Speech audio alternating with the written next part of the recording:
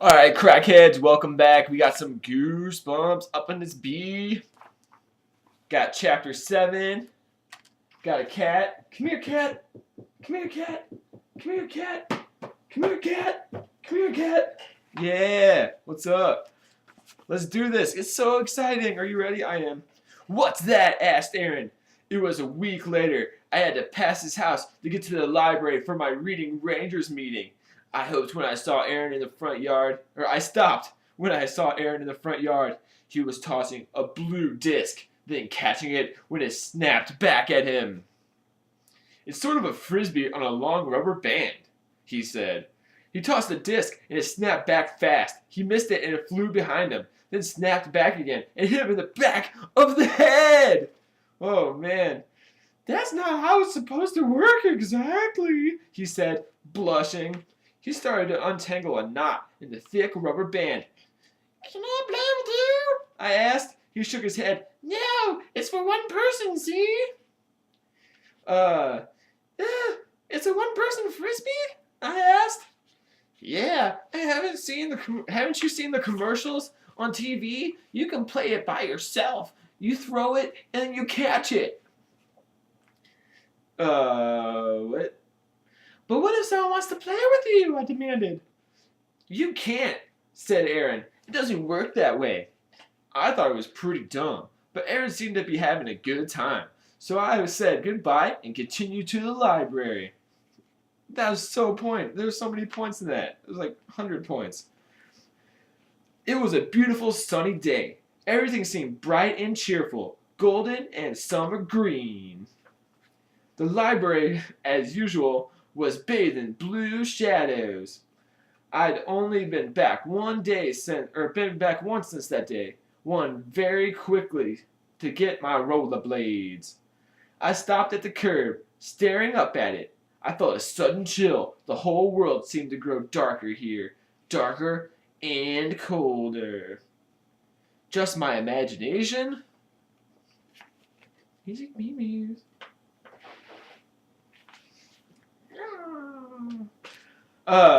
We'll see. We'll see, I thought. We'll see today what's real and what isn't. I pulled my backpack off my shoulders and, swinging it by the straps, made my way to the front door, taking a deep breath. I pushed open the door and stepped inside. Perched over his desk in the mailing reading room, Mr. Mortman was just finishing with another Reading Rangers member. It was a girl I knew from school, Ellen Borders. I watched from the end of a long row of books. Mr. Mortman was saying goodbye. He handed her a gold star. Then he shook Ellen's hand, and I could see her try not to make a disgusted face. His hand was probably sopping wet as usual. She said something, and they both laughed. Very jolly. Very jolly. Ellen said goodbye and headed towards the doorway. I stepped out to greet her. What book did you get? I asked after we had our hellos. She held up to me. It's called White Fang, she said. Is it about a monster? I guessed. She laughed. No, Lucy, it's about a dog. I thought I saw Mr. Mormon's head lift up when I said the word monster. But I might have imagined that. I chatted a short while longer with Ellen, who was 3 books ahead of me this summer. She had only one more to read to get her prize. What a show-off! I heard the front door close behind her as I took my seat next to Mr. Mortman's desk and pulled Frankenstein from my book tag bag. Did you enjoy it? Mr. Mortman asked. He had been studying his turtles, but he turned to face me, a friendly smile on his face. He was wearing another turtleneck, a bright yellow one this time. I noticed he wore a big purple ring on one of his pudgy pinky fingers. He twirled the ring and he smiled at me. It was kind of hard, I said, but I liked it. I had to read more than half this one, or I had read more than half this one. I would have finished it, but I didn't know didn't notice I had such a tiny type. Did you enjoy the description in this book, too? Mr. Mortman asked, leaning closer to me over his desk. Mike caught the big jar of flies on a shelf behind him. It was very full of flies, the jar. Well, yeah, I said. I kind of expected more action. What was your favorite part of the book? Mr. Mortman asked. The monster, I replied instantly. I watched his face to see if he reacted to the word, but he didn't even blink. His tiny black eyes remained locked on mine.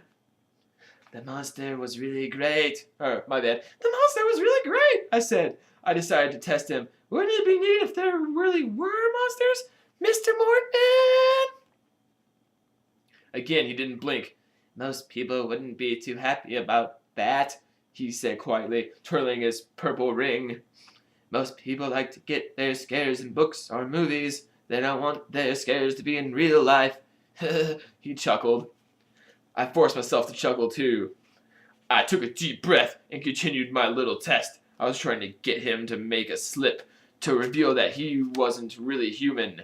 Do you believe that monsters are real? I asked.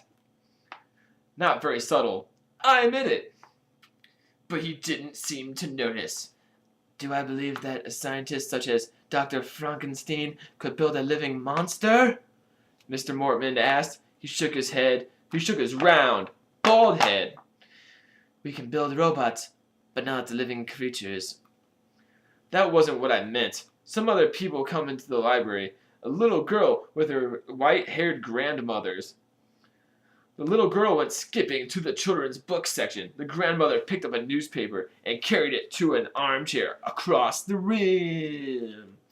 I was very unhappy to see them. I knew that the librarian wouldn't change into a monster while they were here. I was sure he'd only ate flies when the library was empty. I was going to have to hide somewhere and wait for them to leave. Mr. Mortman reached into his desk drawer, pulled out the gold star, and handed it to me. I thought he was going to shake my hand, but he didn't.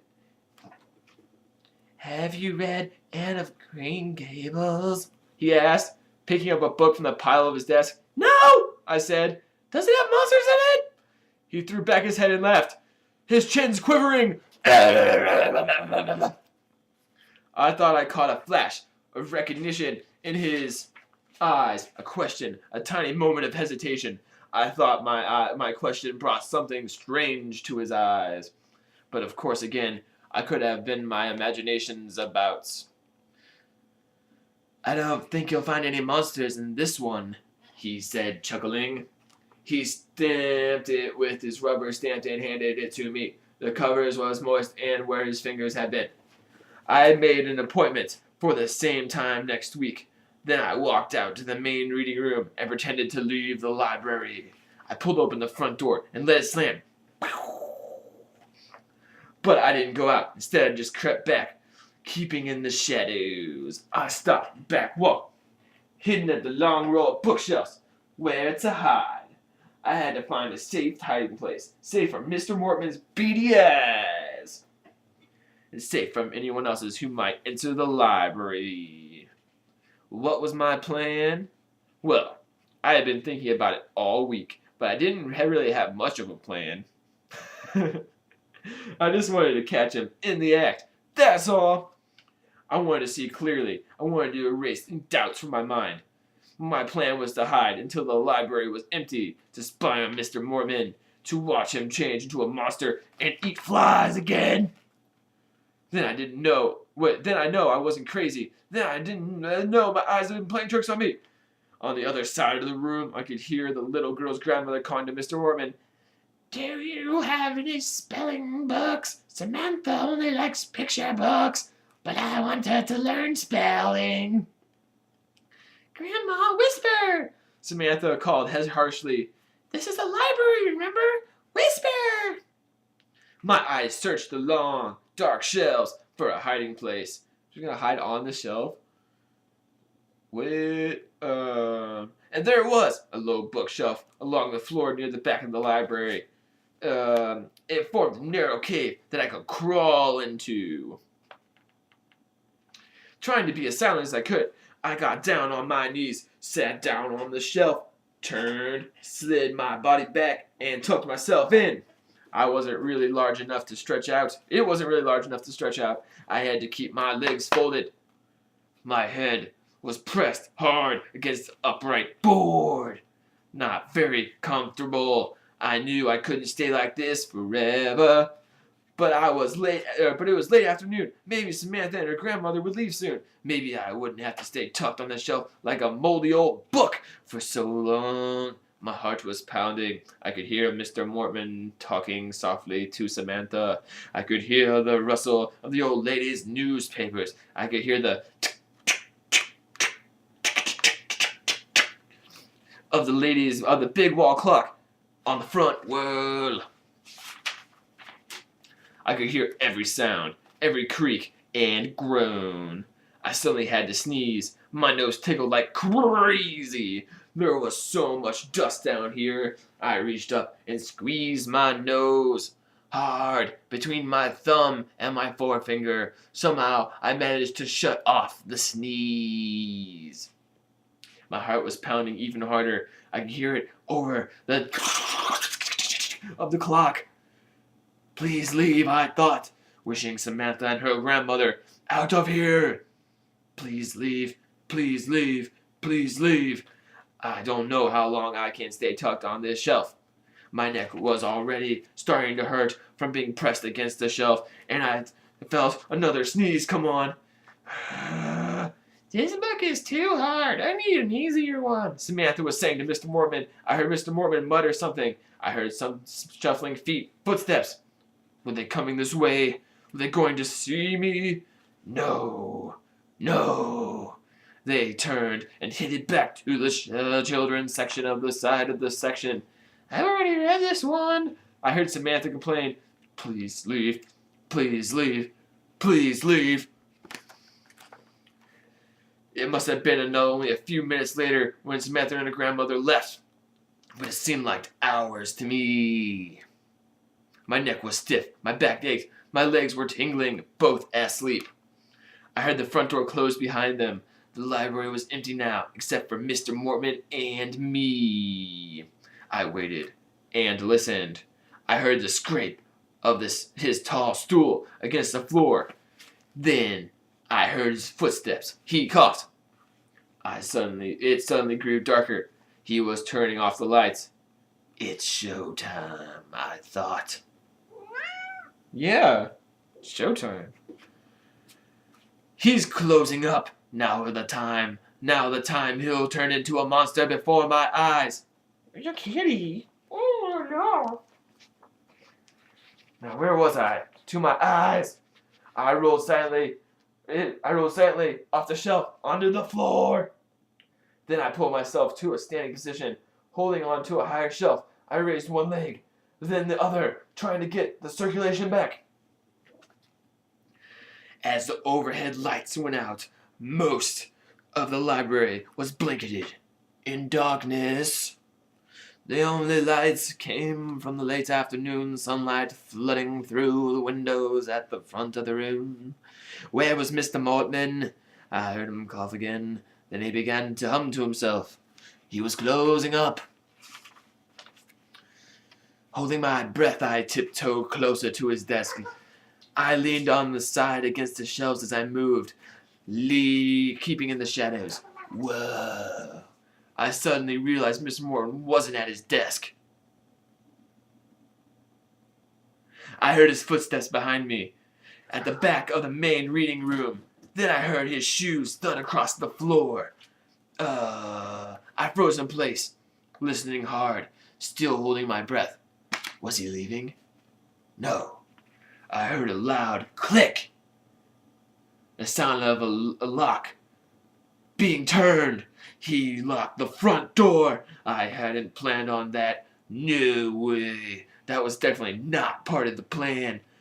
Frozen in the dark aisle, I realized that I was locked in with him. Now what? That's it. That's 7, chapter 7.